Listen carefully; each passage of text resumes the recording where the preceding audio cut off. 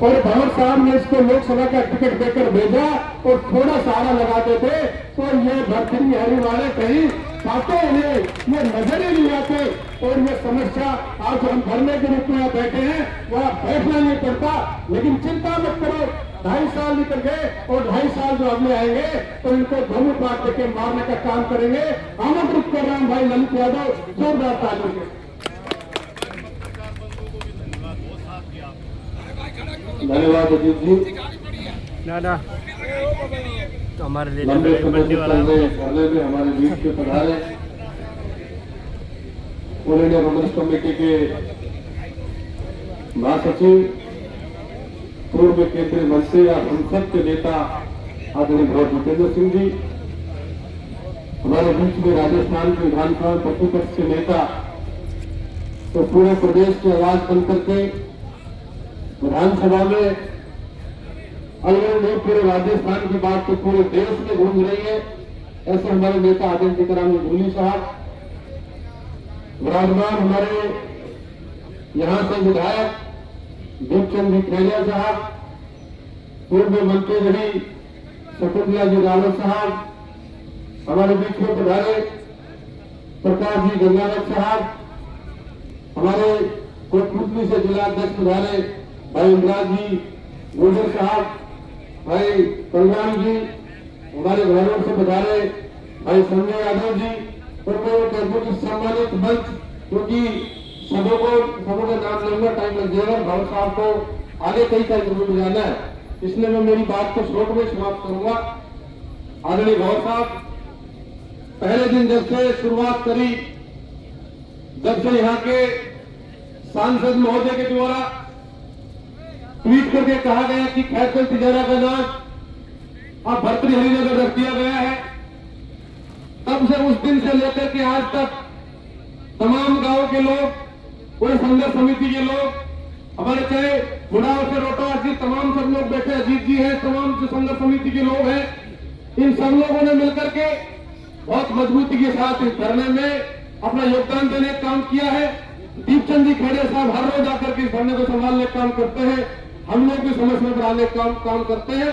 और आज जब हम लोग गांव में जा रहे हैं, शादी में जाते हैं, किसी फंक्शन में जाते हैं, तो कोई दूसरी बात की चर्चा नहीं करते, लोग एक ही बात कहते हैं कि जिले का हमारा क्या रहेगा, जिले का हमारा क्या रहेगा। हमारी सरकार ने जिला बनाने का काम किया था, ये लोग केवल बंदरों में काम कर रहे हैं।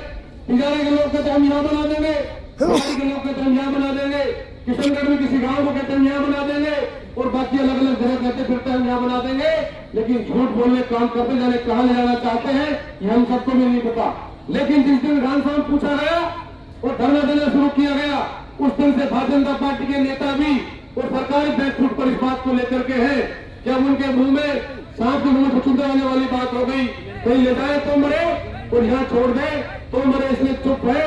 मुझे लगता है कि ये आने वाले समय के अंदर हमारी सरकार कांग्रेस की बनेगी, तब तक कहीं कार्यालय नहीं बना पाएंगे, और जब हमारी सरकार बन जाएगी तो निश्चित रूप से जूली साहब और तमाम हमारे नेता बैठे, ये जिला यही रहेगा, कहीं नहीं जाएगा। ये बात मैं हमारे नेताओं के माध्यम से कहना चाहता हूँ। आदरणीय भंवर साहब, हजारों ट्रैक्टर लेकर किसान, हमने तो जो सोचा था कि 300-400-500 लोग आएंगे, लेकिन हजारों किसान मना करने के बाद भी आपके ट्रैक्टर बंद कर देंगे, आपके ट्रैक्टर छूटेंगे नहीं, जेल में चले जाओगे।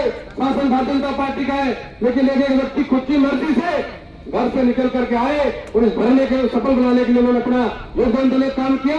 और उस दिन पूरे खैरकल के लोगों ने एक बात कही कि हमसे भूल हो गई कि हम पार्लियामेंट के चुनाव में हम ये सोच बैठे थे कि चले बड़ा आदमी आया, बड़े काम करने काम करेगा, और हमारे साथ कुठाराघात करने का काम किया, ये हमसे भूल हुई। इस खैरकल के लोगों ने इस बात को मानने का काम किया।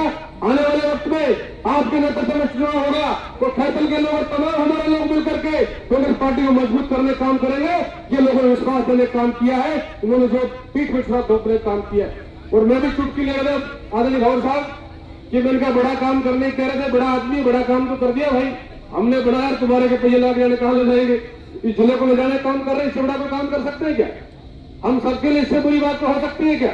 इसलिए मैं तो ज्यादा लंबी बात कहे बिना यही बात कहना चाहता हूं कि चाहे कुछ भी करना पड़ेगा, हम सब लोग डट करके और इसका मुकाबला करेंगे और जिले को आसानी से कहीं जाने नहीं देंगे। यही बात कहने के लिए मैं खड़ा हुआ हूं। तो मैं पूरी कमेटी को, सब लोगों को जो आज आए, आप सबको धन्यवाद देता हूं कि आज नहीं, जब भी आप लोगों को बुलाया, आप हमेशा आकर के इस धरने को मजबूत करने का काम किया है और निश्चित रूप से आपकी भावना के अनुसार आने वाले वक्त में वो सारे काम होंगे। हमारे तमाम बड़े नेता मंच पर बैठे, अब हम उनको सुनने काम करेंगे। आपका बहुत बहुत धन्यवाद। जय हिंद। राम राम साहब।